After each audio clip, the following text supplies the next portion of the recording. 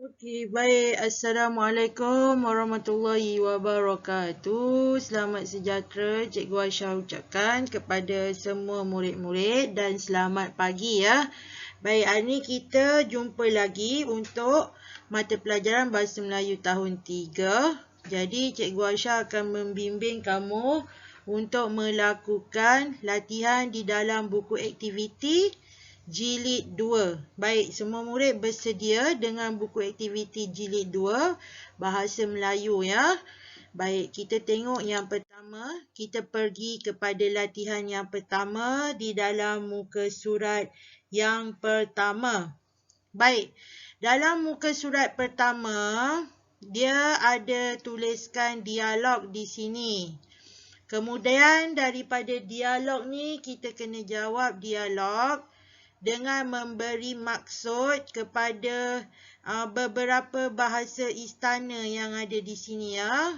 Sekejap ya, saya ambil pen saya. Okey, kita ada beberapa saya gunakan pen merah. Okey. Okey, kita ada beberapa bahasa istana yang ada di sini seperti berangkat, beradu, bertitah, santap dan juga gering. Baik, kesemua perkataan ini adalah merupakan bahasa istana. Okey, bahasa istana ialah bahasa yang kita akan gunakan apabila kita berada di istana. Baik, selalunya ada raja, permaisuri, ada putera-puteri raja. Baik, bila kita pergi ke istana, kita akan gunakan bahasa-bahasa begini. Jadi, Cikgu Aisyah nak kamu jawab di ruangan yang disediakan bagi setiap soalan. Baik, contohnya di sini dia cakap, bolehkah Tuan Puteri jelaskan maksud berangkat? Jadi, Tuan Puteri ni pun jelaskanlah. Maksud berangkat ialah, kita tengok kat sini nota yang Cikgu Aisyah dah sediakan kepada kamu. Maksud berangkat ialah berlepas ataupun bertolak. Okey. Kemudian dia tanya lagi, apa maksud perkataan beradu? Jadi kamu cari di sini, mana beradu? Beradu bermaksud tidur. Okey. Dan seterusnya. Okey. Jadi dekat sini saya dah bagi dua maksud, iaitu pertama dan kedua. Baik, yang seterusnya ini kamu cari di dalam jadual yang saya dah sediakan di sini dan tuliskan, lengkapkan dialog ini. Okey. Kita terus kepada muka surat 2. Pada muka surat 2, latihan 2.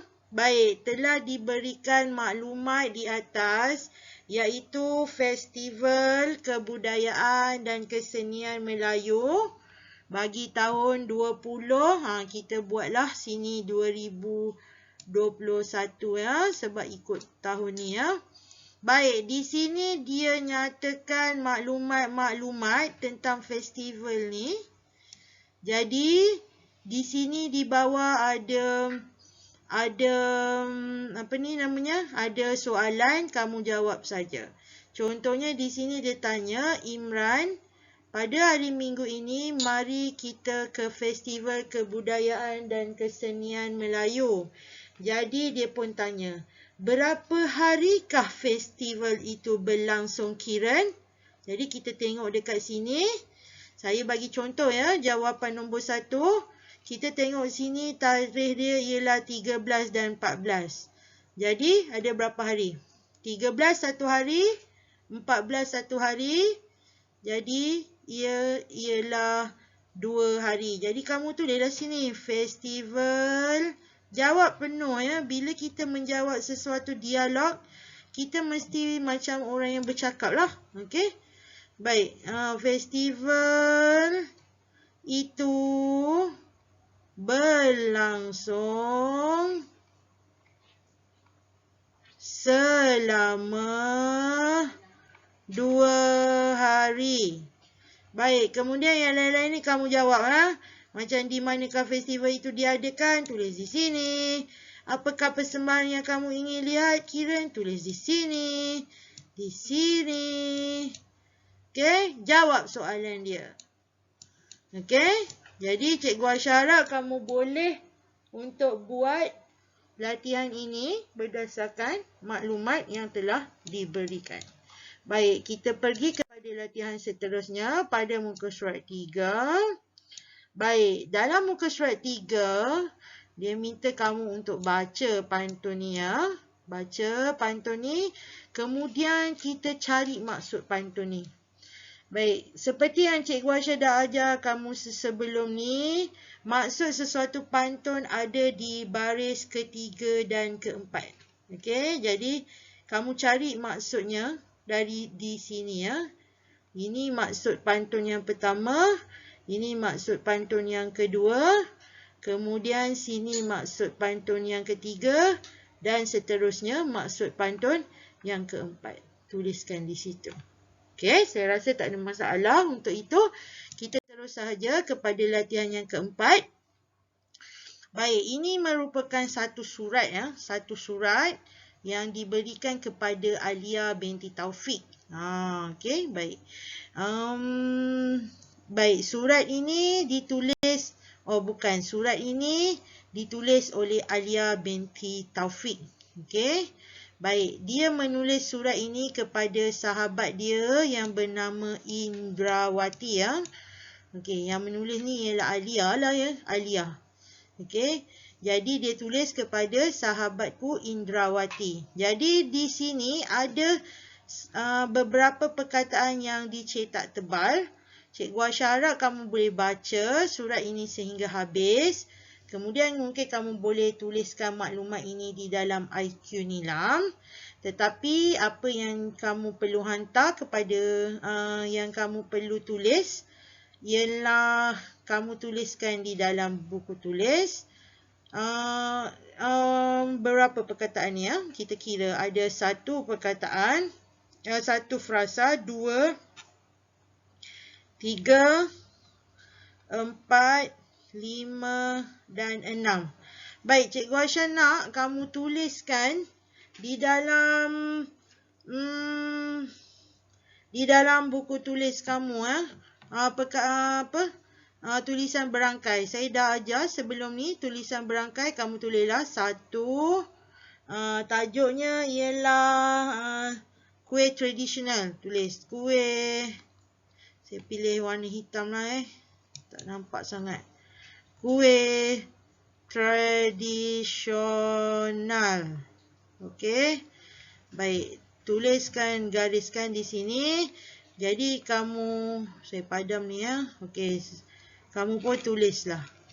Sahabatku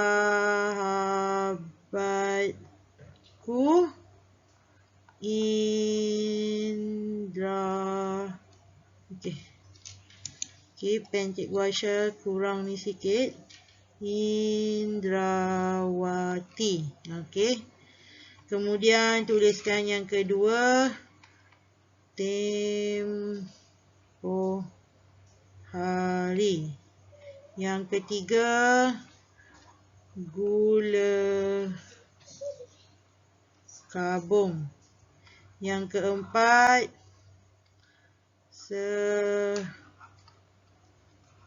Sepanjang tahun.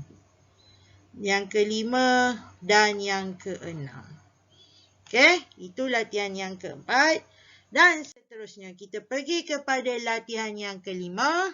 Latihan yang kelima merupakan latihan yang menggunakan gambar-gambar di sini. Kamu tuliskan jawapannya menggunakan kata ganda penuh. Baik, apa maksud kata ganda penuh? Kata ganda penuh ialah perkataan dia penuh. Perkataan kata dasar dia penuh. Okey? Jadi, bila satu perkataan tu, dia macam contohnya guru-guru. Kalau dia tulis guru sahaja, itu dia menunjukkan seorang. Tetapi bila dia tulis guru-guru, itu menunjukkan dia ramai. Jadi kegunaan kata ganda penuh ni adalah untuk menunjukkan satu benda itu ialah banyak. Okey, banyak dan menunjukkan bilangannya ramai. Jadi bila kamu buat kata ganda penuh ni, kata dasar dia diulang semula. Tak perlu nak pendekkan, tak perlu nak tambah imbuhan dan sebagainya. Contohnya kalau guru, dia punya kata ganda penuh dia ialah guru-guru. Kalau sekolah, sekolah-sekolah. Begitulah seterusnya. Jadi saya nak kamu lengkapkan tempat kosong ni dengan kata ganda penuh. Gunakan jawapannya dicari berdasarkan daripada gambar-gambar ya. Baik, contohnya saya bagi yang pertama, itu gambar apa? Okey, itu gambar hadiah kan? Jadi dia punya kata ganda penuh ialah hadiah. Hadiah. Dia menunjukkan banyak hadiah. Baik, boleh buat sampai habis. Baik, seterusnya adalah yang terakhir dalam muka surat 6.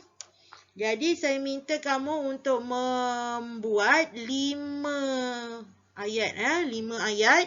Masukkan kata ganda penuh yang diberi di dalam gambar. Baik. Kita nak 6 ya. 6 ayat. Baik. Kita pun ada perkataan kata ganda penuhnya. Kita ada 1, 2, 3, 4, 5 dan 6. Jadi semua ni kamu gunakan untuk kamu punya ayat. Macam biasa bila membuat ayat bersama saya, untuk lebih mudah gunakan jadual. Mesti ada siapa, buat apa, di mana, atau penerangan. Baik. Contohnya nombor 1. Saya nak buat ayat meja-meja. Okey? Okey, baik. Saya nak buat ayat meja-meja. Baik, meja tu ada beberapa. Jadi saya gunakan di sini. Jadi kita nampak apa yang ada di sini. Ada di sini. Ini mungkin tak guna siapalah. Okey, ataupun mungkin kita tak nampak orang susun meja kan. Jadi kita tak boleh gunakan siapa. Kita boleh gunakan siapa dia ialah wow. Okey, jadi kita boleh tulis wow. Wow tu macam mana? Dia jadi apa? Wow tu berjalan ke? Wow diletakkan. Di mana dia diletakkan? Di atas meja. Okey. Jadilah satu ayat. Okey. Siapa ni dia tak semestinya orang sahaja. Dia boleh jadi sesuatu objek yang lain ya. Baik, begitulah seterusnya sehingga nombor 6. Gunakan kata ganda penuh yang diberi. Baik, itu sahaja daripada Cikgu Aisha pada hari ini. Cikgu Aisha ucapkan selamat menjawab kepada semua murid-murid. Jadi apabila telah siap, bolehlah kamu menghantar kepada Cikgu Aisha di dalam kelas 3 USM dan 3 UTM. Manakala 3 UTM bolehlah 3 UKM bolehlah dihantar kepada Cikgu Nurisan. Okey, selamat menjawab dan terima kasih.